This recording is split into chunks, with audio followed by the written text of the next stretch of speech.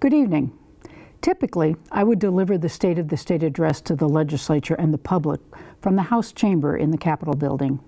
And I would begin by looking out over all the familiar faces, the constitutional officers, the cabinet members, and my own family.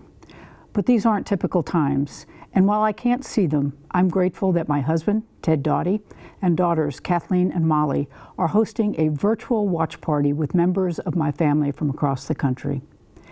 I know it's not just my family that has had to change our rituals and gatherings. We've all had to adjust. We've all had to get creative with problem solving.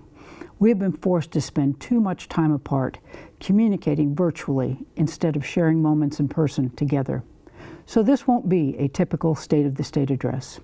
Instead of giving a speech to the legislature, I'm going to have a conversation with you, people of Kansas, give you an update on where we are, what's next, and lay out a clear agenda that meets the moment we're living in.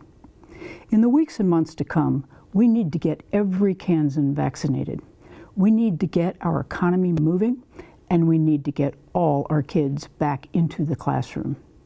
We need to do it in a way that keeps our budget balanced, and with a sense of urgency and focus that Kansans deserve. We cannot let political fights slow us down. Each year in this speech, and almost every day in between, I call for bipartisanship. To work together, Democrats and Republicans have to do what's best for Kansas, to be better than what we see in Washington. In light of the destruction, violence, and sedition that took place at the United States Capitol last week, we can't simply treat this like any other moment.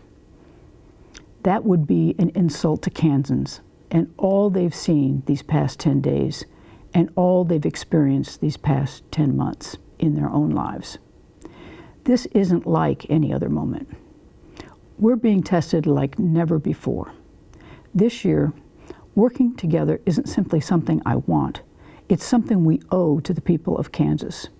This year, as leaders, we must commit ourselves to set an example in how we conduct ourselves, in the things we say to each other, what we post on social media, in what we tell people back home in our communities. This year, we must show Kansans that even when we stand on opposite sides of the aisle, we still always share a common bond as Kansans and Americans. And right now, that means doing whatever it takes to get Kansans back to work, back to school, and back to a place where we treat each other with respect and dignity. We need to listen to public health experts. We need to listen to each other. We need to listen to the people of Kansas. And then we need to lock arms, not as politicians from one party or the other, but as Kansans. As we tackle the challenges of these historically uncertain times in the weeks and months to come, let us all do it with leaders like Pat Roberts in mind. And let us always remember that our children and grandchildren are watching. These days, they're watching extra closely. The decisions we make and the example we set in the coming weeks and months will have a lasting impact on their lives and on our beloved state of Kansas. This is a time like none other we've seen. Let's rise together to meet this moment. May God keep the people of Kansas healthy and on the road to prosperity. Thank you and good night.